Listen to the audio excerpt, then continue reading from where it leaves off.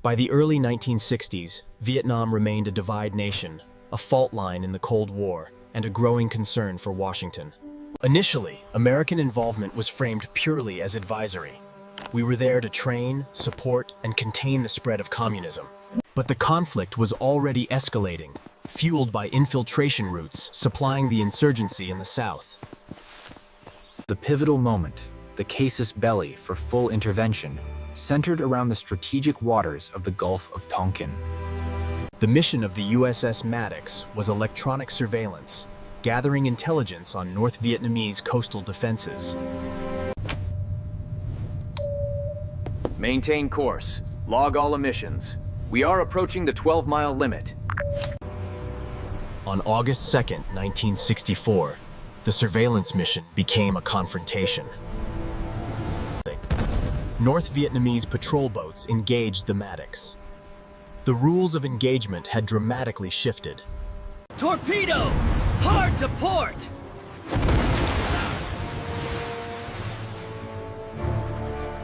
Air support quickly intervened, driving off the attackers. Damage to the Maddox was minor, but the strategic damage had been done. The first incident was confirmed, but the events that followed sealed America's fate. 2 days later, on the night of August 4th, the Maddox, now joined by the USS Turner Joy, reported a second attack. Radar contact! Multiple contacts closing!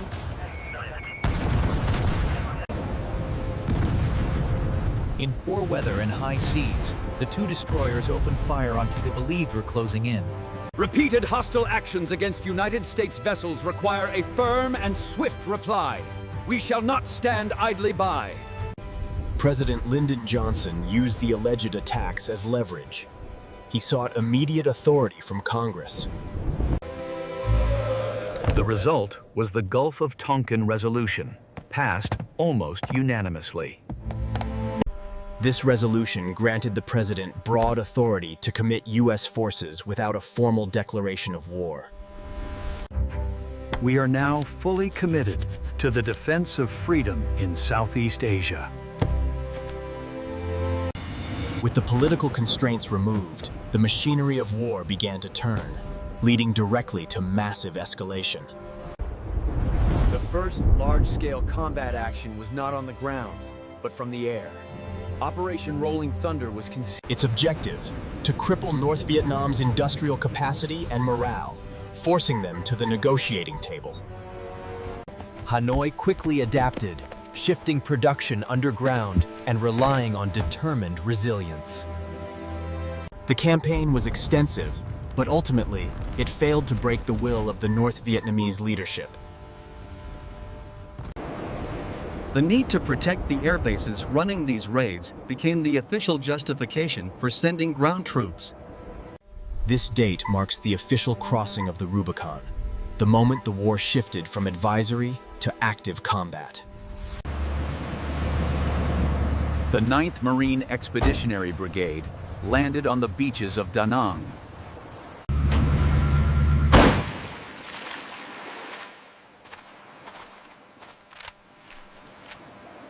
Their mission was initially defensive, secure the airbase.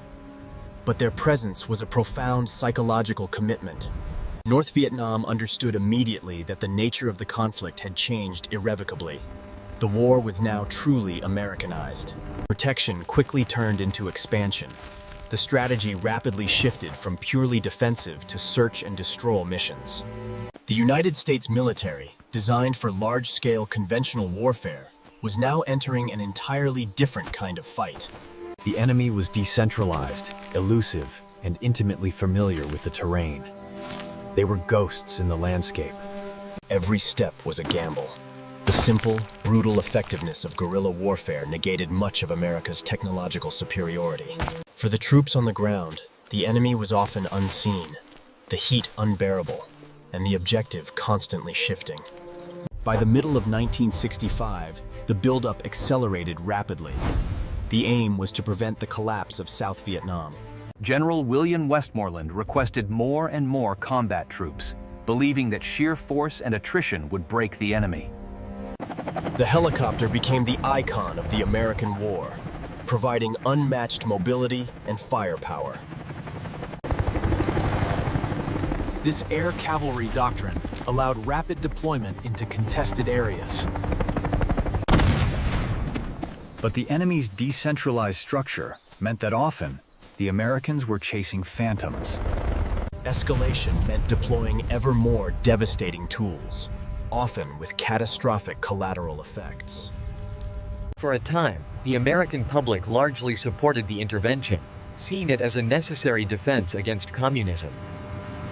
Yet, for the Vietnamese people, this was not simply an ideological conflict, but an invasion of their home by another foreign power. While U.S. forces controlled the cities and major lines of communication, the countryside remained stubbornly contested. America deployed its full technological might, but the terrain itself seemed to fight back, favoring the hidden enemy. The war was a constant dance with danger, where victory was measured in body counts and territory was rarely truly held. The guerrilla tactic was to strike, disappear, and survive to fight another day. Countering these hit-and-run attacks led to high frustration and a blurred distinction between soldier and civilian. North Vietnam's resolve was rooted in decades of struggle against foreign powers. They were prepared for a long war. By the end of 1965, over 184,000 American servicemen were in country. I need air support on Sector 4, now! They are overwhelming the perimeter! Though often outgunned, the North Vietnamese and Viet Cong relied on strategic surprise and a willingness to absorb massive losses. The American commitment was becoming less about advisory aid and more about preventing total military defeat. This was the reality of the American war, a grueling, confusing, and unforgiving test of endurance, born from a Gulf of Tonkin resolution. And in the jungles of Vietnam, America would soon face an enemy whose only goal was victory, regardless of the cost. The geography of Vietnam dictated the nature of the warfare, splitting the conflict into distinct, brutal theaters. The Navy fought the Brown Water Navy War, attempting to block the supply lines that crisscrossed the southern delta. Ambushes were constant. Every tree line held the potential for lethal resistance. In the Central Highlands, the war was defined by verticality, heat, and the weight of their own gear. Against them were North Vietnamese army units, organized and highly disciplined, prepared for pitched battles. The Ia Drang Valley was the first major engagement between U.S. combat troops and the regular NVA. It confirmed the terrifying potential of both sides. American commanders learned that while U.S. firepower could deliver staggering losses, the enemy could dictate the pace and proximity of the fight. For Hanoi, the strategy was simple: attrition. If they inflicted unacceptable losses over time, American public opinion would force a withdrawal. The troop commitments deepened year after year, transforming South Vietnam into a massive logistical base. The sheer consumption of resources was staggering. The U.S. was fighting a war of industrialized scale against a pre-industrial foe. For the individual soldier, the war became a tour of duty, disconnected from the grand strategy of Washington. The constant uncertainty bred distrust. Every silent village, every farmer, could potentially be an enemy agent. This blurred line between combatant and civilian was the great tragedy and the strategic masterstroke of the insurgency. To eliminate concealment, the U.S. employed chemical agents, destroying millions of acres of forest. The ecological price was immense. They had removed the jungle, but they had not removed the enemy. We are winning this war. The statistics prove that we are reaching the crossroad where the enemy will crumble. Despite the official optimism, the harsh images of war relayed home by reporters began to erode public trust. The reality was far messier than the tactical briefings suggested.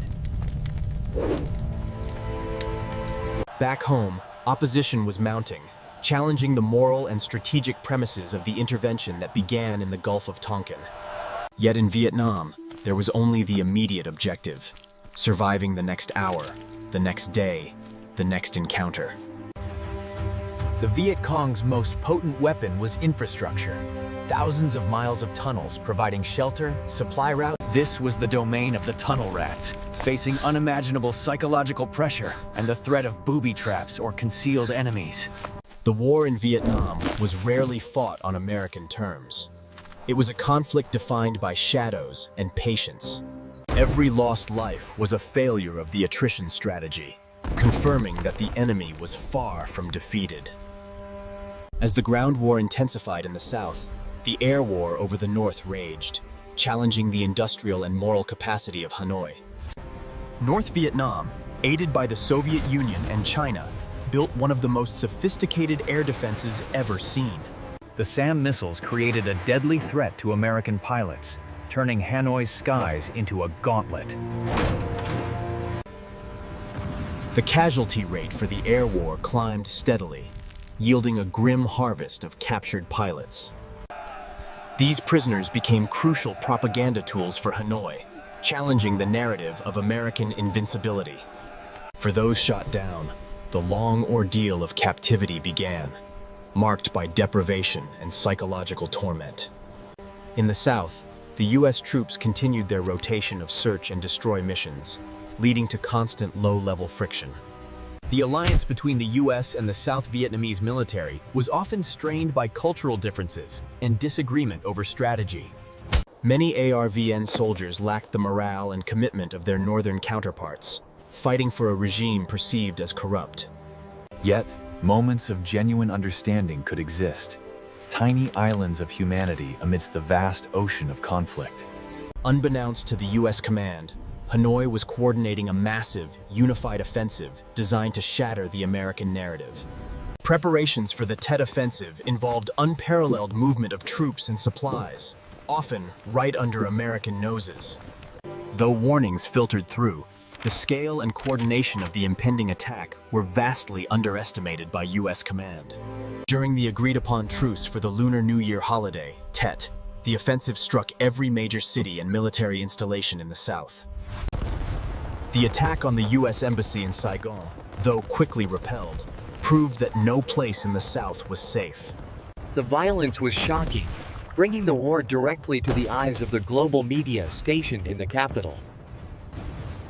The image of chaos contradicted years of reassurances from Washington that victory was in sight. Moments like this, broadcast globally, irrevocably altered the moral landscape of the conflict for the American public. Even respected journalists began to question the entire rationale. As Walter Cronkite himself stated, the Tet Offensive was a military defeat for the communists, but a profound psychological and political victory. By 1968, the cost of the escalation, rooted in the initial Gulf of Tonkin decision, had become tragically clear. The civilian toll of the war was immense, turning millions into refugees in their own country. The sense of purpose that marked the initial deployment had dissolved into a desperate struggle for extraction. I shall not seek, and I will not accept, the nomination of my party for another term as your president. The man who ushered America into the full fury of the war was now a casualty of its political fallout. The new administration promised peace with honor, but the commitment, fueled by the resolution of 1960. Over 58,000 Americans would eventually lose their lives in the conflict that was launched on the premise of a disputed naval encounter. Messages. The eventual withdrawal was messy, but the initial seeds of escalation, the decision to transition from advisory to the Gulf of Tonkin Incident, whether fully substantiated or not, gave the president the required key to unlock the door of full commitment. Historians now widely agree that the second attack never occurred, revealing the thin pretext upon which the war was fully launched. The Tonkin Gulf Resolution, essentially a blank check for war, serves as a sobering reminder of unchecked executive power during times of crisis. The attempt to impose overwhelming military force on an insurgency proved costly, strategically flawed, and ultimately unsustainable. For the people of Vietnam, the conflict had been a brutal chapter in their quest for sovereignty, a quest finally realized. The lessons of Vietnam remain etched into the global conscience. The danger of